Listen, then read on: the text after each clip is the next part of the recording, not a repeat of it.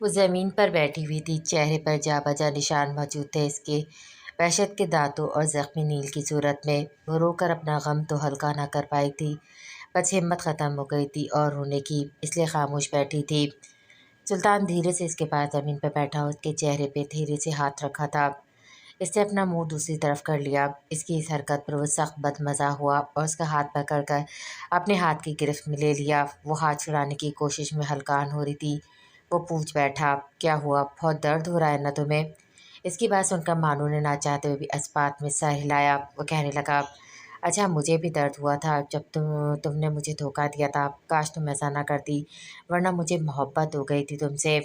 سلطان نے اعتراف کیا۔ وہ تڑپ کر بولی، میں کیسے یقین دلاؤں؟ میں نے نہیں بلایا تھا کسی کو مدد کے لیے، اس قید کو مقدر کا لکھا سمجھ کر صبر کر لیا تھا۔ وہ سسک کر اٹھی ایک بار پھر۔ اس کے محبت کے دعوے کو سرے سے نہ مانو نے کوئی اہمیت دی، نہ اس کے محبت کے لفظ کو وزن دیا اس نے۔ وہ تو اپنی بے بسی دے کر صفائی دے بیٹھی تھی۔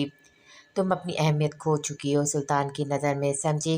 مجھ سے کوئی امید مت رکھنا، سلطان نے بے نیازی سے کہا اس پر جھکتے ہوئے۔ جس کی ماں اس کی امیدوں پر نہ اتری ہو سلطان، پھر وہ کسی سے کیا امید رکھ سکتی ہے؟ کلس کا سوچا پر کہا نہیں مہانور نے۔ اسی وقت اس کے چہرے کو تھام کر اس پر جا بجا اپنے لمس چھوڑتا اس کے درد میں اضافہ کر رہا تھا۔ وہ اندر ہی اندر اس کی بے حسی پر سسکتی رہی۔ کچھ دیر بعد اسے چھوڑتا اس پر چادر پھینکی جس سے اس اپنا وجود مکمل ڈھانپا تھا۔ پھر جلینا کو اس نے بلایا انٹرکام کے ذریعے اور اسے اس کے زخموں پہ مرہم رکھنے کے لیے کہہ کر یہاں سے لے جانے کو کہا۔ سلطان گاؤن کی ڈوریاں کس کر باندھتا اپنے روم کی طرف بڑھا، بیڈ روم سے نکل کر، جبکہ جلینا اسے اپنے ساتھ اپنے روم کی طرف لے گئی کیونکہ سلطان نے اسے اپنے بیڈ روم سے بے دخل کر دیا تھا۔ سلطان کی سلطنت کا وہ حصہ نہ رہی تھی، صرف غلام بن کر رہ گئی تھی۔ تایا جان یہ کیا ہے؟ ولی شاہ نے کہا حیدر شاہ کو، جو صحیح سلامت حویلی میں قیام پذیر دیکھا۔ جب اسے پاکستان کی سرزمین پر قدم رکھا، اس نے ڈرائیور سے کہا، مجھے سیدھا ہاسپٹل لے چلو، جس پر ڈرائیور نے کہا، صاحب نے کہا تھا پہلے حویلی لے کر آنا ہے آپ کو، جس پر وہ خاموش ہو گیا۔ شاید کچھ ضروری کام ہو یا پھپھو وغیرہ کو ساتھ لینا ہے، اس لیے ولی شاہ چپ ہو گیا، پر یہاں آ کر ان کو ٹھیک ٹھاک دیکھ کر وہ اچھا خاصا بھنا کر رہ گیا۔ وہاں سے تم کو صحیح سلامت بلانے کا میرے پاس اور کوئی راستہ نہ تھا بیٹے، حیدر شاہ نے یاسیت سے کہا۔ آپ نے ٹھیک نہیں کیا تایا جان، ولی شاہ نے افسوس سے کہا۔ ولی شاہ اپنی بیٹی کو کھونے کے بعد بیٹا نہیں کھو سکتا، حیدر شاہ نے کہا۔ تایا جان مہانور کو بچانا ضروری ہے پہلے، ولید نے اپنی فکر بتائی۔ جانتا ہوں، پر سمجھنے کی کوشش کرو، جن لوگوں میں وہ پھنسی ہے وہاں سے نکالنے کے لیے ہم کچھ نہیں کر سکتے، سمجھنے کی کوشش کرو۔ بخت عالم شاہ ہے نا، وہی کچھ کر سکتا ہے۔ حیدر شاہ ہمیشہ سے عدنان شاہ بخت عالم شاہ کو بخت عالم شاہ پکارتے تھے کیونکہ یہ نام انہوں نے رکھا تھا بخت، جبکہ عدنان اس کے ماں باپ نے وہ اسے گھر کا بڑا بیٹا سمجھتے تھے ہمیشہ سے۔ جب عدنان شاہ کچھ نہیں کر پا رہا تو ولید کے کچھ کرنے کا سوال ہی نہیں بنتا تھا۔ دل ہی تو نہیں سمجھاتا تایا جان، کیا کروں اس کا؟ ولید دل ہی دل میں کہتا اٹھ کھڑا ہوا اسے سوچتے ہوئے، حیدر شاہ کو دیکھتے رہ کر جاتے ہوئے۔ جلینا اس کے زخموں پہ مرہم رکھتے ہوئے زوروں کو تار ہو رہی تھی۔ اس کی اذیت خود پر محسوس کرتی بولی، مانو رو کر چیخ کر چلا کر کچھ تو کہو اس درد پر، کچھ تو کہو۔ وہ اس کے ہونٹ بیچ کر برداشت کرنے پر بولی تھی۔ مانور کی آنکھوں کا درد اسے تکلیف دیتا تھا۔ مجھے کچھ نہیں کہنا اب اس بارے میں، میرا کہا ایک ایک لفظ تمہارے لیے عذاب بنا دے گا سلطان، وہ سسکی تھی اتنا کہہ کر۔ مجھ سے ہمدردی مت کرو جلینا، میرا درد سن کر تم میری ہمدرد بن جاؤ گی، یہ تمہارے لیے ٹھیک نہیں جلینا، مانور نے ضبط کرتے ہوئے کہا۔ کہے تو وہ ٹھیک رہی تھی، وہ جلینا سمجھ رہی تھی، کیونکہ اب مانور سلطان کے گڈ بک میں نہیں رہی تھی۔ سارے لفظ جو کہنے چاہیے وہ گم ہو گئے جلینا، کیا تم مجھے کاغذ اور پین دے سکتی ہو؟ میں کسی کے لیے کچھ لکھنا چاہتی ہوں، مانور نے دکھ سے کہا۔ پیپر پین مل جائے گا، پر کیا لکھو گی تم؟ جلینا نے حیرت سے کہا۔ میں وہ لکھوں گی جو میں اس سے کہہ نہ سکی تھی، جو اسے بتا نہ سکی، جو اسے بتا دیتی تو حالات الگ ہوتے، وہ آہستہ آہستہ کہتی۔ جلینا کو اذیت کی انتہا پر لگی۔ آج جلینا کو سمجھ آیا کہ کیوں وہ اسے دیکھ کر اتنی تکلیف محسوس کرتی تھی، کیونکہ اسے بھی عشق کا روگ لگا ہوا تھا۔ درد کا رشتہ دونوں کے بیچ تھا، کیونکہ دونوں ایک ہی درد سے دو چار ہو رہی تھی۔ کیوں مانور سے اپنی لگی تھی۔ آج سمجھ میں آیا تھا، وہ دل میں بے انتہا ہمدردی رکھتی تھی، شروع سے اس کے لیے واحد مہنور تھی جسے سلطان ملکہ بنایا، تب بھی مغرور نہ ہوئی نہ ہی خوش فہم۔ وہ خالی کاغذوں کو تھام گئی جو کچھ دیر پہلے جلینا اسے دے گئی تھی۔ سلطان نے مانور کو آرام کی اجازت دے دی تھی، اس لیے اس وقت وہ فری تھی۔ جلینا نے اسے کہا بھی بعد میں لکھ لے، پر اس کے اندر آج لفظوں کا سمندر ٹھاٹھے مار رہا تھا، اس لیے اسے روکنا ناممکن تھا۔ آج وہ اپنے اندر کا درد کاغذ پہ اتارنے کا فیصلہ کر چکی تھی۔ ولی شاہ، میری زندگی کا عنوان بھی تم ہو تو اختتام بھی تم ہو۔ میرے اندر ایک خواہش جاگی ہے کئی دنوں سے، ولی شاہ مجھے یقین ہے میری یہ خواہش تم ہی پوری کر سکتے ہو، کرو گے نا؟ ہاں تم ہی پوری کرو گے، مجھے پورا یقین ہے۔ سنو ولی شاہ، میرا ایک کام کرنا، پھپھو سے کہنا مجھے حسرت رہے گی، کاش میں ان کی بیٹی ہوتی تو یہ سب نہ ہوتا میرے ساتھ، وہ ہر چیز سے بڑھ کر ہے میرے لیے۔ انہیں کہنا ان کی مانو مرتے وقت بھی اپنی ہر سانس میں ان کا احساس لے کر چلی تھی۔ ہاں ولید، میرا اندر مر گیا ہے، بس بظاہر زندہ ہوں۔ اگر سانس لینے کو زندہ کہتے ہیں تو میں زندہ ہوں، ورنہ مانو اپنی موت آپ مر چکی ہے ولی شاہ۔ ولی شاہ، میری کہانی تم لکھنا، لکھو گے نا؟ جب لکھنا شروع کرو تو عنوان بد نصیب دینا، یہ ضرور لکھنا اتنی بد نصیب تھی وہ جسے کبھی محبت راز نہ آئی، جو محبتیں ملی وہ ان کی بے قدری کر کے، جس کی سزا کے طور پر اس کی ماں نے محبت کا جھانسا دے کر اسے برباد کر دیا، کہیں کا نہیں چھوڑا تھا اسے۔ لکھنا کہ یوں ہی اداس نہیں تھی وہ، لکھنا کہ برے وقت نے اسے منہ کے بل گرایا تھا اسے، لکھنا کہ اعتبار اٹھ گیا تھا اس کا دنیا سے، یہ بھی لکھنا کہ مرنے کا سوچ رہی تھی وہ، لکھنا کہ خود سے بیزار تھی وہ، یہ بھی لکھنا کہ جیتے جی مر رہی تھی وہ، لکھنا کہ وہ پھر بھی کسی معاوضے کے انتظار میں تھی، لکھنا کہ خالی ہاتھ تھی وہ مگر ساری دنیا کو قدموں میں لانے کا سوچ رہی تھی، لکھنا کہ پاگل ہی، بالکل ہی پاگل تھی وہ، خواب کو حقیقت سمجھ رہی تھی۔ آخر میں لکھنا کہ وہ ایک بد نصیب لڑکی تھی۔ تم ضرور لکھنا میری بد نصیبی کی داستان، وہاں سے لکھنا شروع کرنا جہاں سے میری پہلی ملاقات ہوئی تھی۔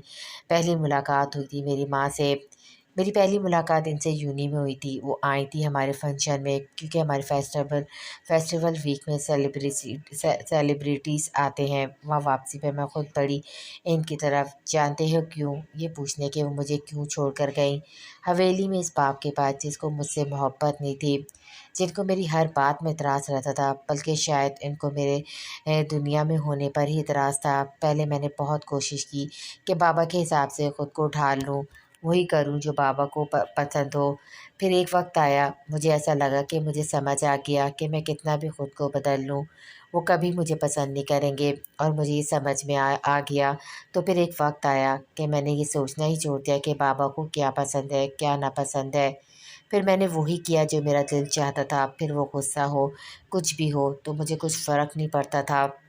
پھپھو کی محبت میرے لیے سب کچھ نہ تھی، کیونکہ وہ محبت تو ضرور دیتی تھی، تحفظ نہ تھا اس میں، جو ایک لڑکی کو باپ بھائی یا شوہر سے ملتا ہے۔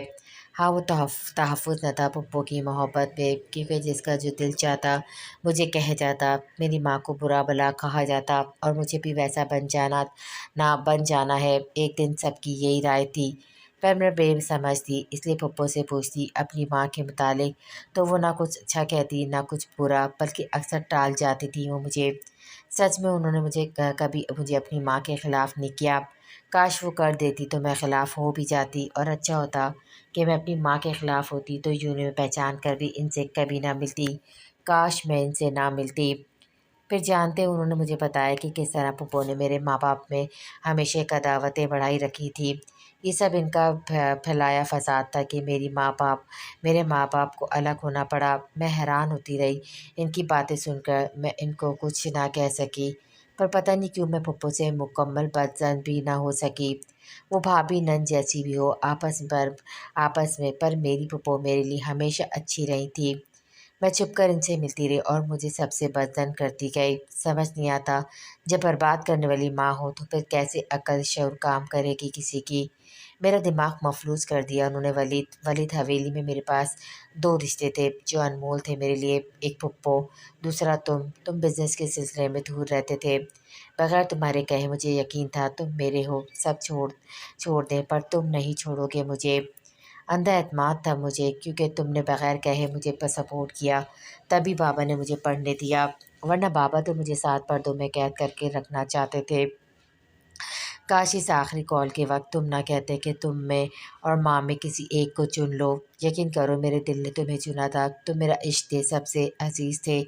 جانے کیوں اس لمحے مجھے لگا اپنے عشق کو آزماؤں۔ ہاں یہی مجھ سے غلطی ہو گئی جو تم کو آزمایا اور کہہ بیٹھی اگر مجھ سے عشق کرتے ہو تو میری آزادی میں رکاوٹ نہیں بنو گے، میں اپنی ماں کی طرح شوبز جوائن کروں گی، تم اس بات کا احترام کرو گے، پر تم نے تو اس کو انا کا مسئلہ بنا دیا۔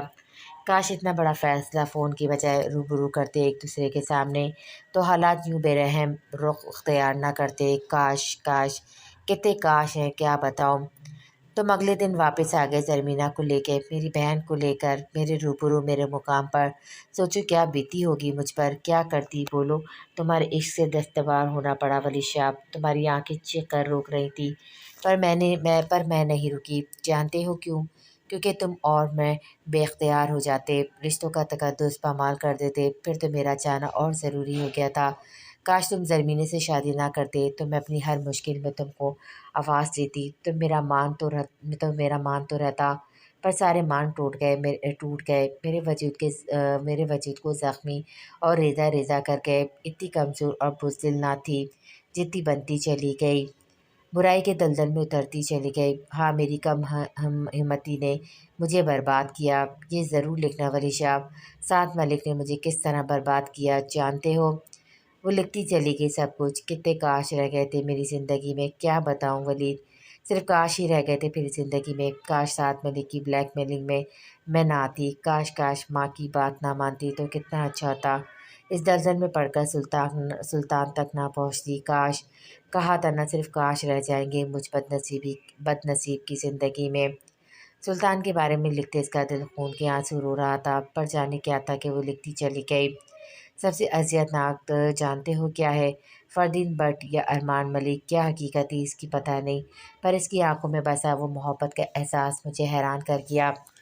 جانتے ہو ولید، تم نے مجھے اور میرے عشق کو خود پر ممنوع کیا جب میں نے اس شوبز میں قدم رکھا، پر جانتے ہو وہ عجیب شخص تھا جو ارمان ملک بن کر یونہی میں ملا تھا، تب بھی محبت کا ٹھاٹھے مارتا سمندر وہ اپنے اندر رکھتا تھا، جب فردین بٹ بن کے ملا تب بھی وہی عالم تھا اس کی محبت کا جو مجھے چونکنے پر مجبور کرتا۔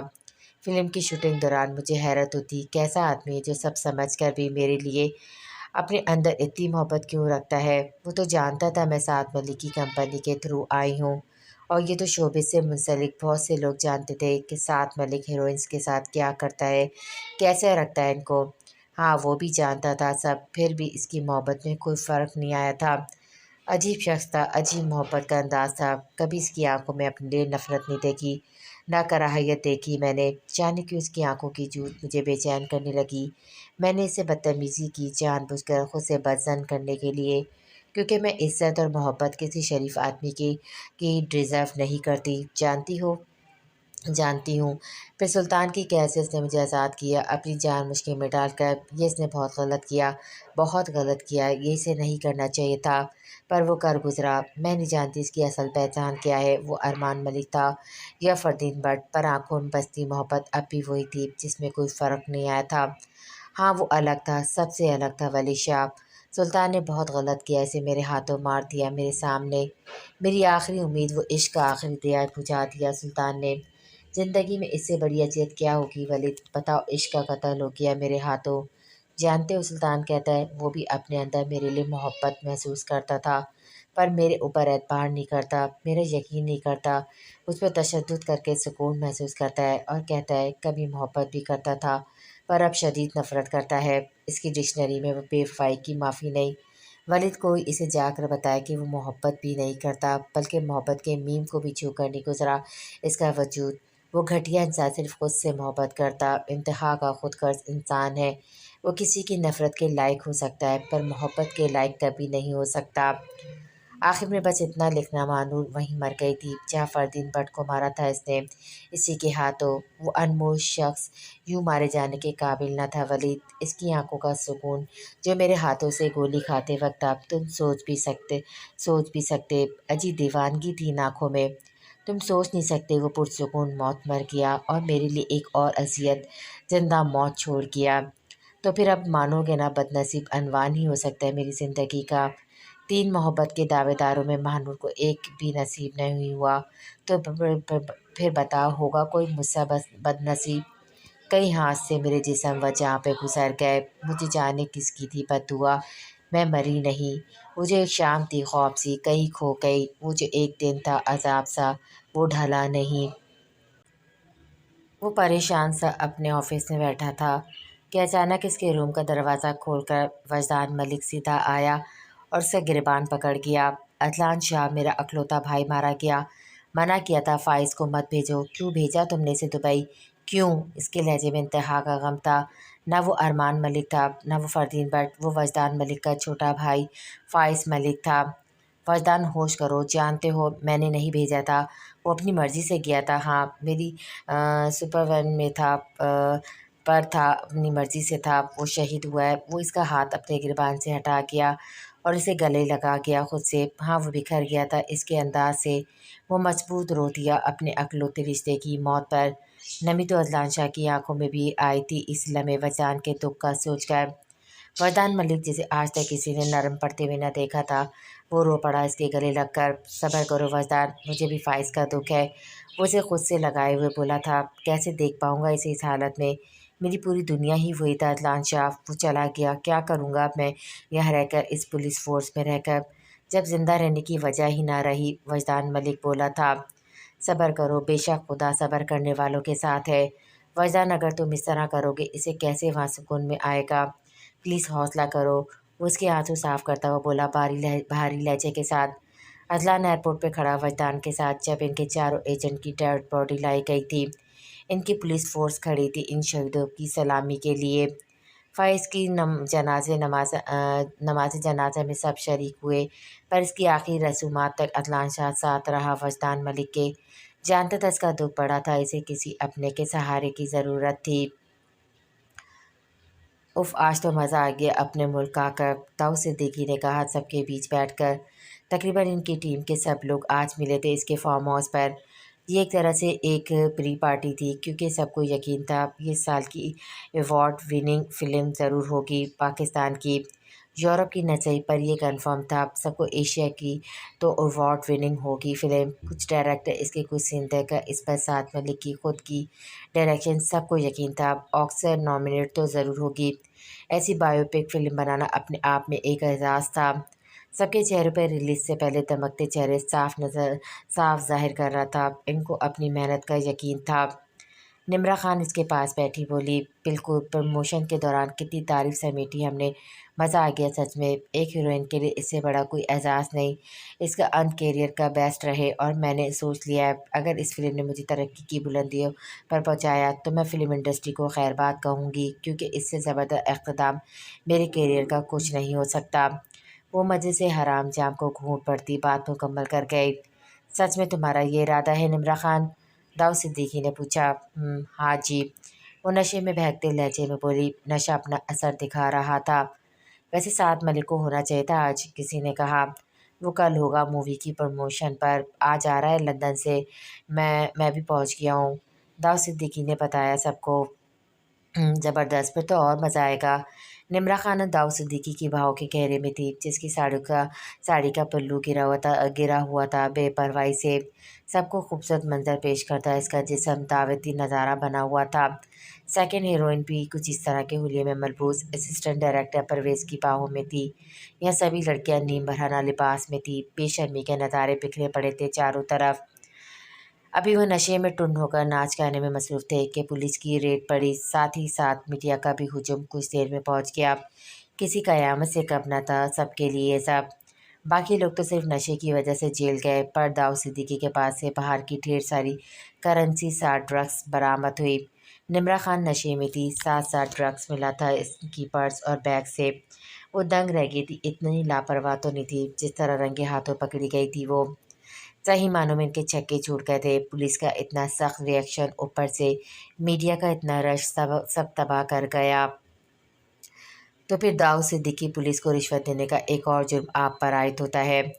अचानक लॉकअप में अदनान शाह दाखिल होता बोला, तंजिया लहजे में बोला था दाऊद सिद्दीकी से।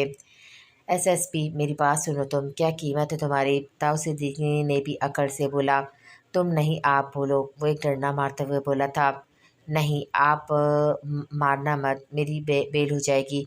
सुनो मेरी बात। दाऊद सिद्दीकी इसके एक डंडे पर घबरा कर पर आप पर आया। तो सुनो मेरी बात, अब तेरा पैसा तेरे किसी काम आने वाला नहीं, समझे? उस पे टाउजन के वार करता हुआ बोला, एक कॉल करने दो। वो हाथ जोड़ता हुआ बोला, चलो ये कोशिश कर ले। अदनान शाह ने कहा। इसने बड़े बड़े सियासतदानों को बुलाया। किसी ने रॉन्ग नंबर तो किसी ने बात से इनकार, किसी ने कुछ कहकर हाथ ऊपर उठा लिया। एक पसीना आ रहा था, दूसरा जा रहा था, यहाँ तक इसके वकील ने कॉल पर कहा, तुम्हारा केस इतना कमज़ोर है, कोई हाथ नहीं डालेगा। कल तुम्हारी सब प्रॉपर्टी सेल कर दी जाएगी, क्योंकि सब का हराम है। सब पे इंक्वायरी बैठेगी, सब अकाउंट फ्रीज हो जाएंगे। हमारी फ़ीस कहाँ से भरोगे तुम? वकील की ये बात सुनने के बाद घबरा गया था और कॉल काट गया। वकील और अदनान शाह इसे मारने लगे। कैसा लगा खुद का बेबस होना? आज तक औरतों को करते आए हो। एसएसपी एक कॉल बस एक और करने दे। ठीक है, क्या याद करेगा? किस सख्ती से पाला पड़ा है ना? वरना तुम लोग तो किसी पर रहम नहीं खाते। देख लो मेरी रहमदिली और शराफत। अदनान शाह का हर अंदाज मजाक उड़ाने वाला था। इसे साथ मलिक का नंबर मिला जिसे अब तक पहुंच जाना चाहिए था। अदनान ने सीसी का नंबर थमाया और कहा, शायद तुम्हारे खुद के नंबर से उठा ले। अजीब लहजा था इसका। दाऊद सिद्दीकी ने अपने नंबर से मिलाया। अचानक इसके दूसरी तरफ आकर कान के पास अदनान शाह बोला, हाँ हाँ हो। वो शरारती हंसी हंसा था इसके कान के पास, बिल्कुल शरारती सा अंदाज, मजाक उड़ाता बेबसी महसूस करता हुआ। अब क्यों घुराते? बोला, तेरा कमीना साथी नैब के हत्थे चढ़ चुका है। तेरा वजू तो फिर भी सरजमीन पर, इसका तो कोई अता पता भी नहीं। दाऊद सिद्दीकी तू तू तू कैसा लगा? और फिर अदनान शाह इसका मोबाइल छीनता दीवार पर मार गया। आज तक तुम लोग खेलते आए हो खेल, अब देखो तुम्हारी किस्मत का खेल। अपनी गलतियों का खमीसा तो हर कोई भरता है, किसी और की कई गलतियों का खमीसा भरो और महसूस करो वो बेबसी, जिस बेबसी के एहसास से औरों को दो चार करने वाले। अपना हशर देखो कैसा लग रहा है। अदनान शाह का लहजे से अच्छी तरह अंदाज़ा हो गया था, ये सब इसी का प्लान, क्या खेल था जिसका शिकार हुए थे वो। वरना इस तरह एक साथ पुलिस और मीडिया की रेड नामुमकिन सी बात थी। फिर बेदर लातों बेल्ट से मारता इसे अधमुआ कर गया लाशाब। सारा वक्त इसकी आंखों में महानूर का चेहरा झलमलाता रहा। बेदर्दी से मारते हुए इसे ज़रा रहम न आया, इनकी तरह बेरहम हो गया था वो।